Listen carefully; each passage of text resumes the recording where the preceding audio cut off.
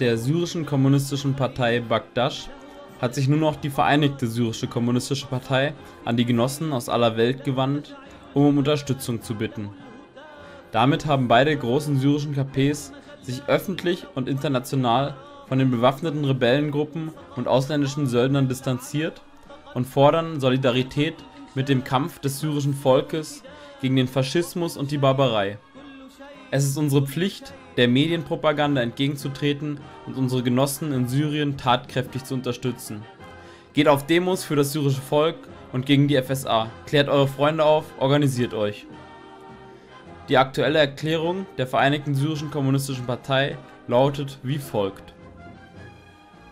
Liebe Genossen, die Vereinigte Syrische Kommunistische Partei sendet euch ihre herzlichsten Grüße und wünscht euch ein Jahr der Siege, die der Sache des Sozialismus auf der ganzen Welt dienen. Ihr wisst, dass unser Land, Syrien, nun mehr als 20 Monate einem Krieg ausgesetzt war, der von einer Vielzahl von imperialistischen Staaten und ihre Satelliten ausgeht. Ihr Ziel ist die Zerstörung des syrischen Staats, der eine Hürde für den Plan eines Greater Middle East darstellt. Nach diesem sollen Staaten der Region in kleinere Teilstaaten zerschlagen werden, die einander bekämpfen, um so die absolute Herrschaft der Imperialisten über das Öl der Region und die Ressourcen zu sichern und das palästinensische Problem in einer Weise zu eliminieren, das vollständig den Interessen des palästinensischen Volkes widerspricht. Die imperialistischen Länder stellen manipulativ die Fehler und Mängel des syrischen Regimes auf der einen Seite und der Volksbewegung gegen diese auf der anderen Seite dar. Die Bewegung war zuerst friedlich und wurde später zu einer bewaffneten, die weltweite Unterstützung von einer Allianz, die aus den USA, der Türkei, Katar und Saudi-Arabien besteht, erhielt. Die Türkei besetzte die Grenze zu Syrien, um beim Waffenschmuggel zu helfen und Tausenden von Söldnern, die sich selbst als Dschihadisten bezeichnen, Zugang zu Syrien zu beschaffen, sowie Trainingslager für ihre Unterstützer und Alliierten aufzubauen. Milliarden an Petrodollar wurden für diese Zwecke ausgegeben.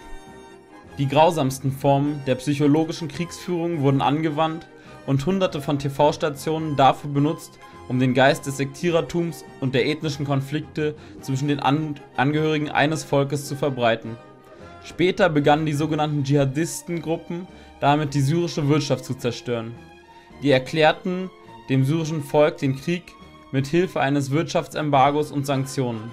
Bewaffnete Angriffe wurden gegen Volks- und Privateigentum durchgeführt. Sprengstoffe und Autobomben wurden ebenso benutzt. Kraftwerke wurden gesprengt, elektrische Leitungen durchgetrennt, Ölquellen angezündet, Tanker, die Öl beförderten, in die Luft gejagt. Tausende Tonnen Reifen gestohlen und in die Türkei geschafft. Über 1000 Fabriken und Betriebe in Aleppo wurden ausgeraubt. Maschinen, die in diesen Fabriken standen, wurden in der Türkei für niedrigste Preise verschleudert.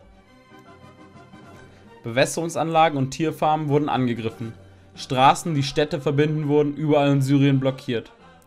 Ebenso wurden Gesundheitszentren, Schulen und Universitäten Ziele der Attacken.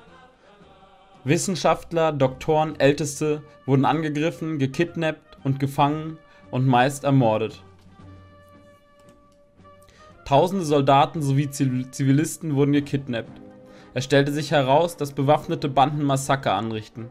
Die Leichen der Opfer wurden in die Flüsse geworfen. Einige Opfer wurden geköpft, andere verstümmelt. Diese Formen der Verbrechen entstammen dem Mittelalter.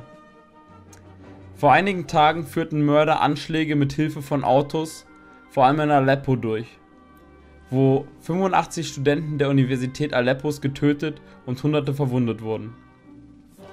Liebe Genossen, heute wird Syrien von der Türkei mit einem offenen Krieg gedroht. Die Türkei gibt offen zu, dass sie Terroristen und Kriminelle mit all den Waffen ausstattet, die die Mörder, die aus über 29 Ländern stammen, brauchen. Diese Aktionen verletzen internationales Recht, das verbietet, dass Länder ihre Nachbarn angreifen. Wir wissen, dass die Türkei diese Dinge niemals alleine und ohne die Hilfe der USA, Europas und der Golfstaaten tun könnte.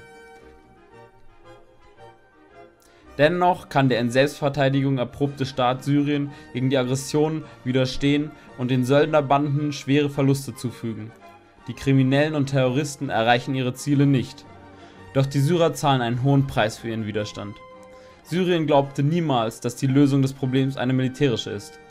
Es hat seit der Entstehung des Problems nach einer friedlichen und politischen Lösung durch einen umfangreichen nationalen Dialog gesucht.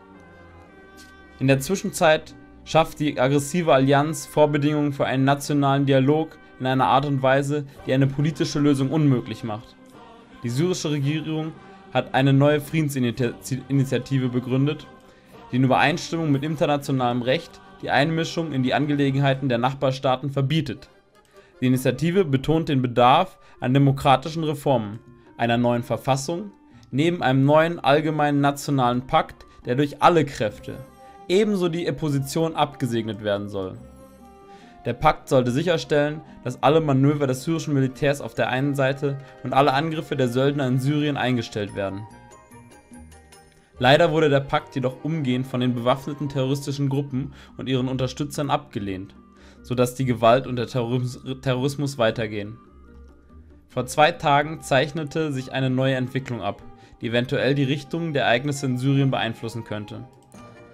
Natürlich ist die plötzliche israelische Aggression gegen ein syrisches Forschungslabor in der Nähe der syrisch-libanesischen Grenze gemeint. Dieses Ereignis entlarvt die wahre Rolle Israels beim Geschehen in Syrien und Israels Versuche, das syrische Militär zu schwächen und eine weitere Front gegen Syrien zu eröffnen. Bis heute hat das syrische Volk einen hohen Preis gezahlt. Es wurden Zehntausende unschuldige Zivilisten getötet. Heute steht Syrien vor einer humanitären Katastrophe.